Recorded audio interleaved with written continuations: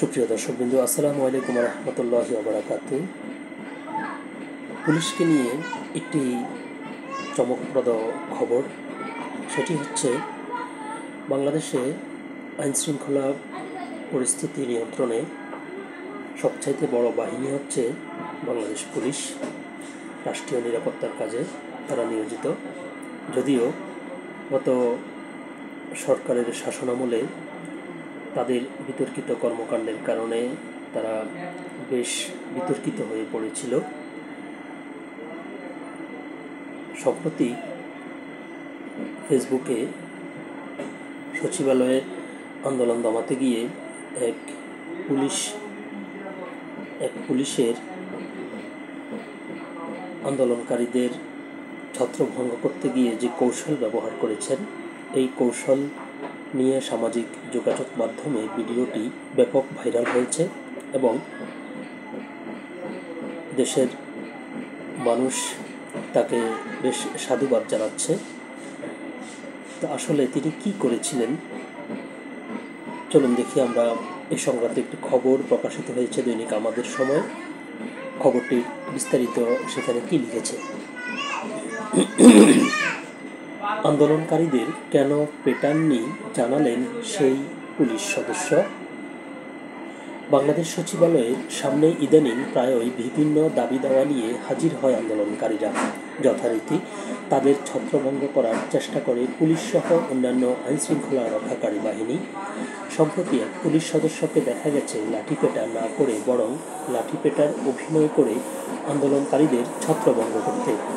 সে ঘটনার ভিডিও সামাজিক যোগাযোগ মাধ্যমে ছড়িয়ে পড়ার পর প্রশংসায় ভাসছেন রিয়াদ হোসেন নামের ওই পুলিশ সদস্য।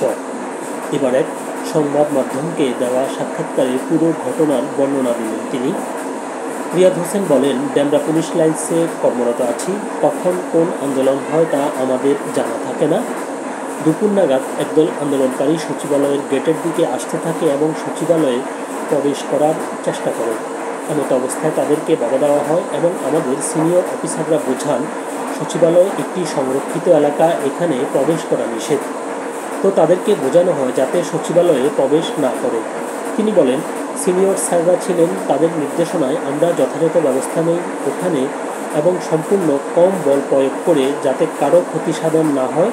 আমি রাস্তায় বাড়ি দিয়ে, পাশে বৈদ্যুতিক খুঁটি ছিল, তাতে বাড়ি দিয়ে তাদের ভয় দেখিয়ে ছত্রভঙ্গ করার চেষ্টা করি। পুলিশের জ্যেষ্ঠ কর্মকর্তাদের নির্দেশে এমনটি করেছেন জানিয়ে বাহিনীর এই সদস্য বলেন, অবশ্যই সিনিয়রের স্যারের নির্দেশ মোতাবেক সিনিয়র স্যার আমাদের নির্দেশ দিয়েছিলেন তাদেরকে যেন বেশি ক্ষয়ক্ষতি না করা হয়, তাদেরকে যেন শুধু ভয় দেখিয়ে ছত্রভঙ্গ করা হয়।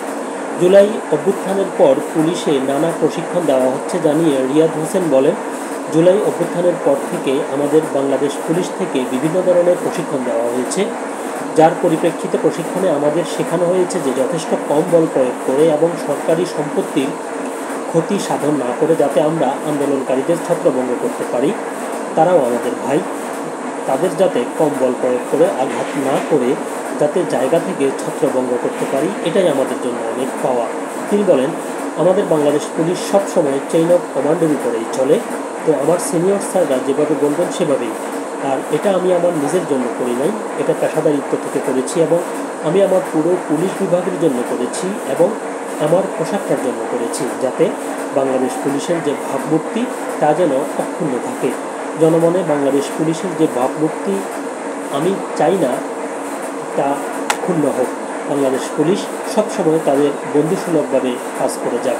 এই ঘটনার ভিডিও সামাজিক যোগাযোগ মাধ্যমে ছড়িয়ে পড়ার প্রশংসায় ভাসছেন জানিয়ে রিয়াদ হোসেন বলেন, বাবা মা সেভাবে অনলাইনের সঙ্গে সংযুক্ত না, তারা ঠিক বিষয়টি উপলব্ধি করতে পারেননি। আমার আশেপাশে যারা ছিল বাসার আশেপাশে, তারা আম্মুকে হয়তো দেখাইছে, তো আম্মু কল দিয়ে বলেছে কেন মারামারি করতে গেলি। তার আম্মু যেহেতু অনলাইন ব্যবহার করে না, তিনি হয়তো ভুল বুঝছেন।